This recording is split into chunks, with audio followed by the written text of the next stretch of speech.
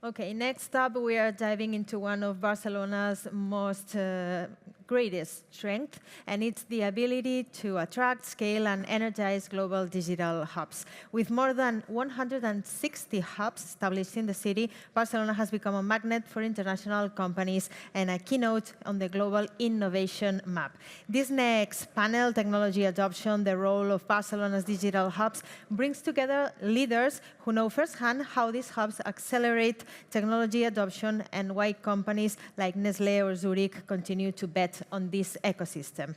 Joining us on stage will be Ana Ochoa from Nestlé, Ana Diez de la Fuente from Zurich Technology Delivery Center in Barcelona, and moderating this panel and this conversation, Guillem Vila from Ocado, someone who lives every day inside this hybrid space where global strategy meets local talent. Please welcome them and join us. Thank you.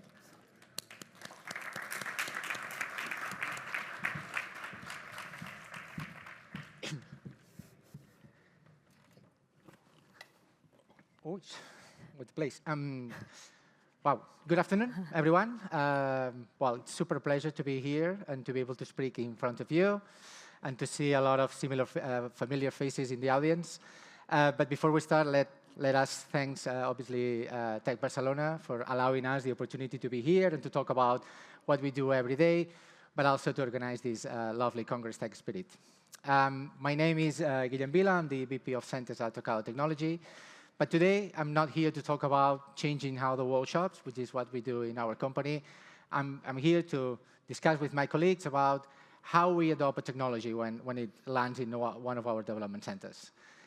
Now, if you think over the last few years, we've been hit with a lot of buzzwords, right? So every year is a new buzzword. You have metaverse, you have VR, you have AR, you have IoT, and lately you have AI, right?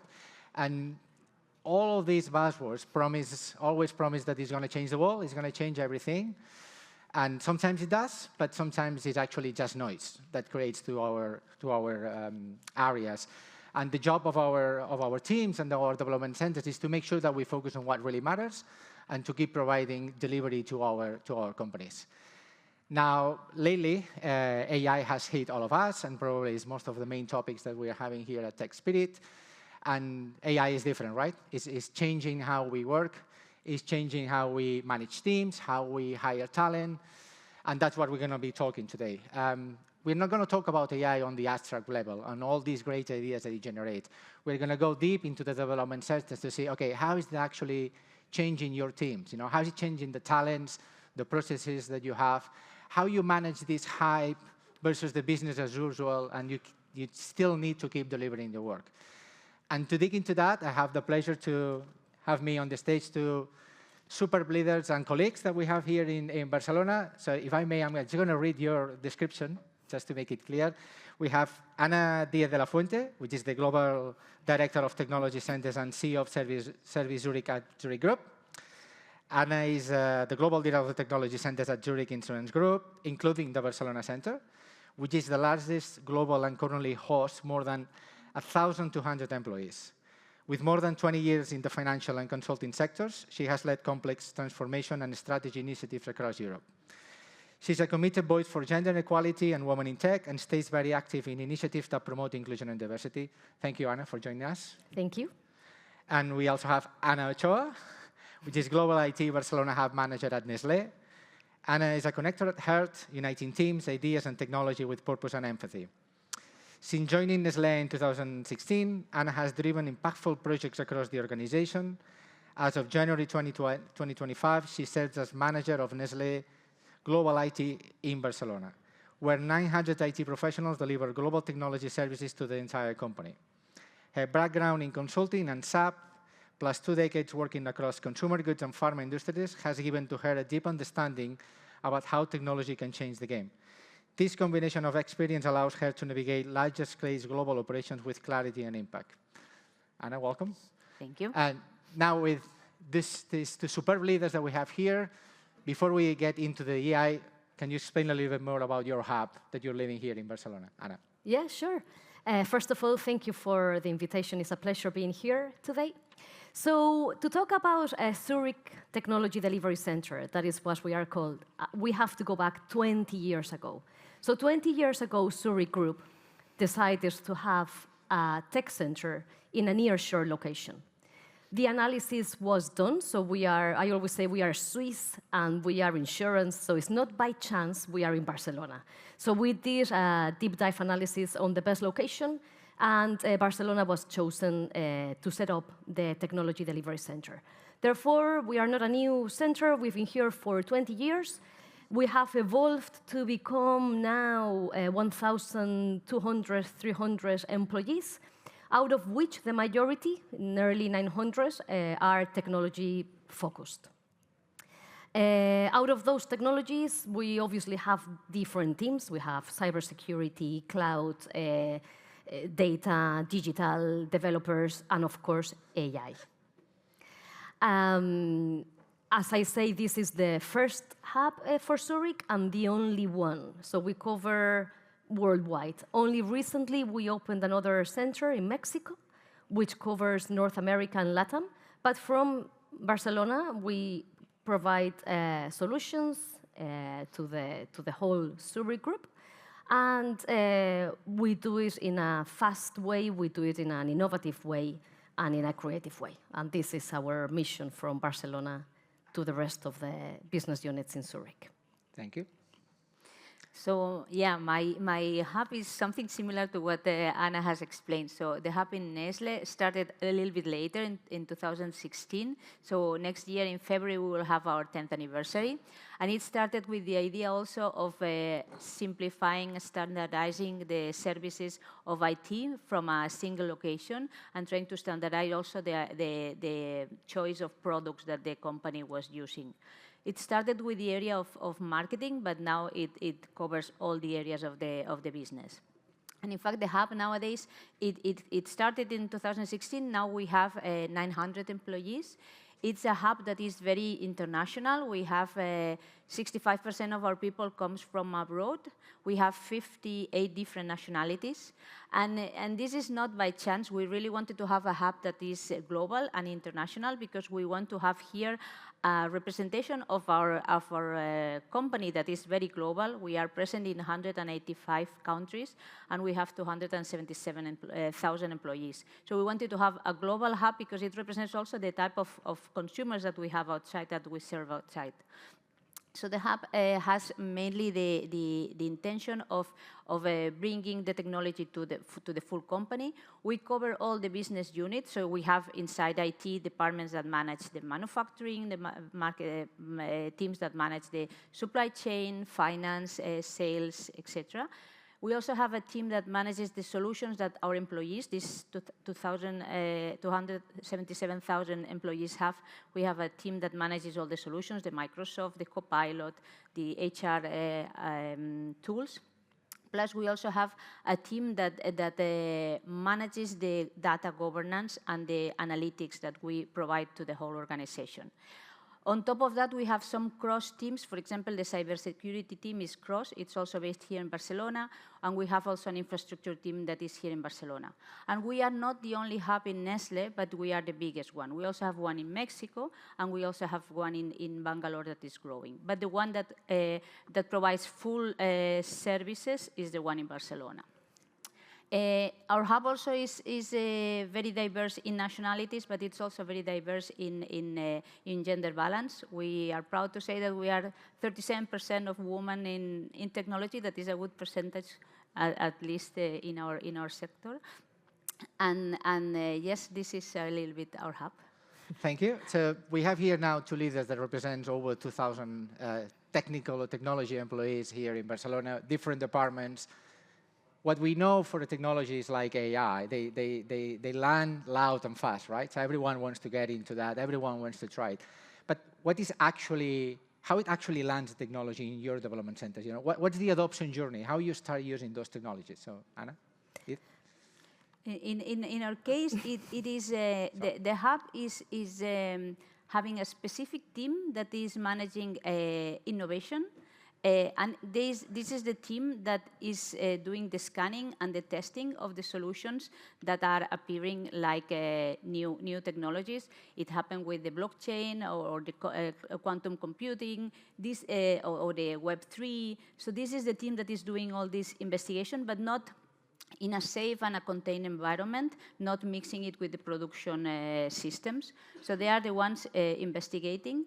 And when they see a product that seems that is something that we can apply to our business, we do the business case to understand if it really makes sense to invest on this technology. And then they are the ones that understand how we are going to bring this technology on a more scalable and secure way and connecting it with the rest of the solutions that we have. And this is the team that then afterwards goes and teaches this technology to the rest of the functional teams to see how can they apply the technology. In this case, for example, AI, how can they apply this technology to the processes of the business that these teams are managing. So they are investigating, for example, AI, and then they go into the sales team and they say, okay, check now with this scope and with the way we are using this technology in a secure way, how are you applying this to marketing, maybe for the personalization of the consumer, or maybe for helping the sales reps to be more efficient in the routes, this type of things. What about in Zurich? So very similar, but to add something different, I think it's critical that we have different and very clearly defined roles and responsibilities. So the business units, the countries concentrate on the business, on the insurance. Technology hubs concentrate on the technology. And within the hub, we have the teams that are doing the maintenance of the legacies and more, let's say, running those systems. And then we have the teams that are doing the proof of concepts. So when we talk about AI, we have a specific team dedicated on talking closely with the countries, understand what are the needs, what are the market trends, and how AI can support the business. Then we do the proof of concepts and invest in those solutions that we think can scale globally. So we do global solutions, but we also do ad hoc for different countries if needed. So new tech means new skills, and listening to both of you about how you're approaching AI in your centers, obviously you're talking about different departments or kind of isolating as a proof of concept and then being able to deliver to everyone. How that changed your community? Have you had to hire new profiles? Have you had to retrain your people? Obviously, there's a lot of noise around in the market about what's happening with the talent with AI. How's your community, facing this new wave? Is it excitement? Is it fear? So what about Zurich? Yeah, I think it's very linked to the previous. This links very well to the previous question. So in our case, it's like everything in life is finding the right balance. So we have to retain those teams and talent that have been running the legacy systems for the last 20 years. So for example, in Barcelona, we have a team of 100 employees that are managing the legacy system of the Swiss BU. So it's critical. So it's critical skills that we have to retain and that they have been with us for 20 years. At the same time, how do we evolve with the new technologies? It's a mix.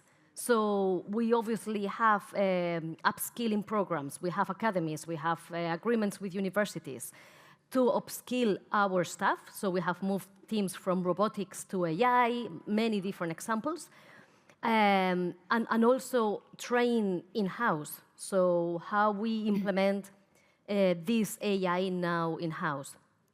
And we have, for example, 2 cases. One is with the developers. So now we are providing GitHub Copilot training to all the developers in the center. So that is one. And the second example is AI across the center. So we say we are an AI-driven center. So the other extreme would be HR. So HR now, everyone in HR is being trained on their processes and how AI can help them. So in summary, it's a mix. And this is, for me, the recipe for success, how you manage that mix. What about in Nestlé? Is there how teams are receiving this? Is it an excitement, or do you believe it's more as a time of a fear approach, or how is the approach on that? I think if you work in IT, you know that the knowledge you have now, it's not going to save you for the rest of your life. So I think in our character is that we know that we have to keep on learning. So I think our employees are happy to upskill, and they are happy to know that by working with us, they are still staying up to date on the evolution of technology. So normally in our case, we also have in our objectives, for example, we have to fulfill 4 out of 6 mandatory trainings that we have for upskilling, being Gen AI, being analytics, another one being, for example, robotics and automation, another one. Business acumen is also important for technology profiles, that they understand also the part of the business they serve. Otherwise, we live too far away from the reality of our business stakeholders. And we also have another one about storytelling and being able to explain and talk in public about what we do. So these modules are part of the curricula that every employee of Nestlé has to fulfill as part of their objectives. And I think people take it as a positive thing, not as a fear. I think they see that we invest on their development, so that they learn what they need to do to be successful in the future. But of course, we also hire people with specific new skills that maybe we still don't have in the house. So it's this mix of upskilling our people, but we also find these scarce resources that have the right profiles in cybersecurity or in AI, and we try to attract them to our hub. I think it's interesting what you're sharing about. First is that the AI is not just for the tech teams, right? So AI is as well for every type of business units, and also how AI has become now kind of a KPI of your own development as an engineer. And you're mentioning that you have some trainings that is a kind of part of the mandatory trainings, as we used to do mandatory trainings on health and safety and this type of things at work. Now AI has become one of these areas where it's a must-do thing for every employee in your role. But it's interesting to know more about actually any AI project. Can you tell the audience anything that is being developed on your development centers, and how it's actually getting to the rest of the world? Yeah, I can start. Yeah, I have a few examples about insurance. Don't worry, don't leave the room. I'm not gonna bore you with deep insurance knowledge, but surely, yeah, we have 2 cases. One is what we call claims IQ. So I'm sure you all have an insurance in some company. And claims is a very manual process. So when you open a claim, whatever it is, can be your household, can be your car, it's very manual. Someone has to be behind that claim, looking at your policy, looking if it's fraud. So it is very manual. Now, with a new product that we are using AI to completely automate that process, where we can see what is covered. So there is no more manual interaction in that case. So this is, of course, helping us internally, but it's very strong customer focus because it's very accurate on the claims. This obviously helps us internally with small claims. We call small claims the personal lines. But imagine, our corporation, we insure like Nestlé. So when there is a claim in Nestlé, they are massive claims. So that is really, 1, saving a lot of money, and 2, saving a lot of time for the company, and 3rd, giving a stronger customer satisfaction because it's much faster, it's less paperwork for the client. So that is one of the success stories. And the second one is we have increased our retention ratio significantly, because before AI solution, we only listened to 5% of the calls in a retention call in the call center. Now, with this solution, we listen to 100%. So we have the knowledge to provide the customer a very personalized solution that is actually showing in the benefit of the business and of the customer, because the satisfaction has increased as well. And there are more, but I think those are things that I think everyone can relate to. Yeah. That's great. Nestlé?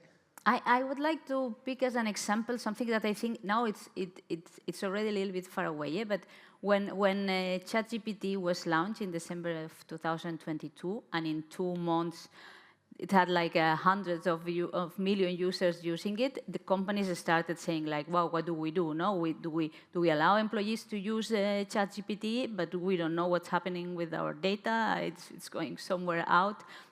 And many companies restricted the usage of ChatGPT in the companies. In our case, our innovation team, the one I've been talking about, they work really hard into have our NestGPT, our version of ChatGPT, that is a platform that was doing the same as ChatGPT, but keeping the information of whatever we were prompting inside, so not sharing it with the rest of the world. And in half a year, so in around May, we already had a pilot of NestGPT 2023. We already had a pilot, and in August, the whole company had NestGPT available. So all the employees have had NestGPT available in our team screen. We could access also via web. And this allowed us to democratize the usage of Gen AI on a very secure way, knowing that we were controlling the information that we were sharing with chat. And I think this was a very good accelerator for our employees to start using AI from the beginning.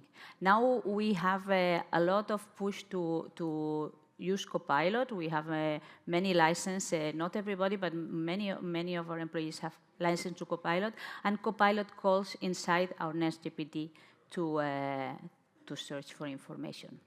So this one is more for the productivity of each employee.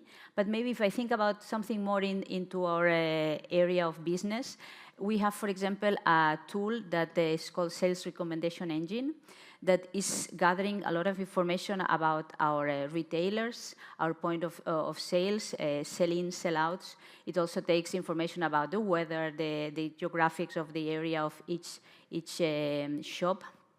And then the sales rep, instead of following a standard route of visiting the shops that is like sequential every week, a little bit similar, it's different. Now every day, the tool tells the sales rep what are the shops that the tool recommends to visit, because in the data and with all the algorithms has identified that or there is an issue with the assortment, or there is an issue with the stocks or the pricing. So the sales rep goes to the shops where he can have more impact instead of having a routinary journey. So this is a tool that has, with AI, has brought a lot of benefits, and the use of the time of the sales rep is much more efficient. When we were discussing about this presentation, I forgot to ask you, there's actually a logo for the NestGPT? Do you have a logo? Or is it like, no, you're going to sell it to the market as well? The same font that we always use for our logo, but no, it doesn't have a logo, I think. It doesn't have a logo. So you're talking about, obviously, things that affects the business, because at the end of the day are projects that are going to impact the business and the revenue lines. You'll also talk about productivity, which is the lines that is inside. Just kind of a bonus question, now that we have a little bit of time, is had you had to put kind of a rails on the innovation to make sure that people still focus on, getting business as usual, getting things done, and saying, okay, we're going to trial these things, but we're not going to trial these other things, because I guess, in a tech center like both of you, they want to do everything, right? Yeah. It's probably like everything. Let's go. Let's buy absolutely every license that has the word AI in it. So, is there any mechanism that you're trying to put in place, maybe in Zurich?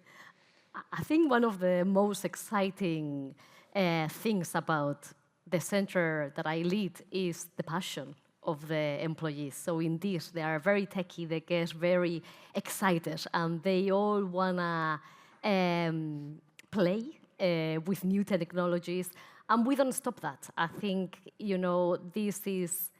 this is part of the success of Barcelona. When we get senior management coming to visit us in Barcelona, they always share something in common. They say, we can feel the passion and the energy here. So we do let them innovate because that benefits everyone. They are super engaged, they are super happy doing it, and they continue delivering what they have to deliver. So we don't have an issue in that sense. We don't have to put very clear barriers, at least for the moment, because they are able, or the teams are able to balance in a proper way the innovation, and they understand that continuing delivering is equally important. So, yeah.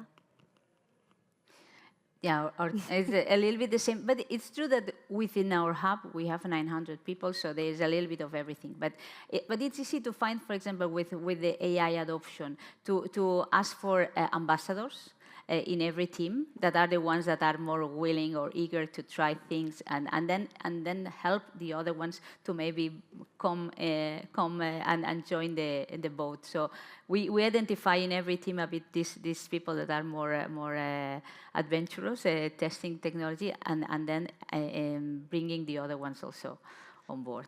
So it's key that innovation at the end of the day brings business back. So people don't need to forget about that innovating doesn't mean deviating from your current goals, but is actually impacting your business. My last question is kind of a more generic. So I'm just going to step outside of a specific development center in Barcelona. It was mentioned we have more than 160 development centers here. And obviously now AI is the momentum, right? Is a buzzing word in this city. We were hearing on the conference just before about moving or not to the US. I don't think you need to move to the US. I think there's enough opportunities in Barcelona. We can keep growing this community. But my question to you is actually, is it enough, right? Are we well positioned as Barcelona to keep growing that? Or is there anything else that you believe we should do differently to keep growing this and become Barcelona a reference hub for the AI industry? Yes, the answer, my opinion, is yes. Yes, because Barcelona is already doing it. Yes, because I think Barcelona has the potential, and it has proven so in the last years, for different reasons. One is the local talent that we already have in the city. The other one is the attraction of the city. So as Ana was saying, we are also an international hub.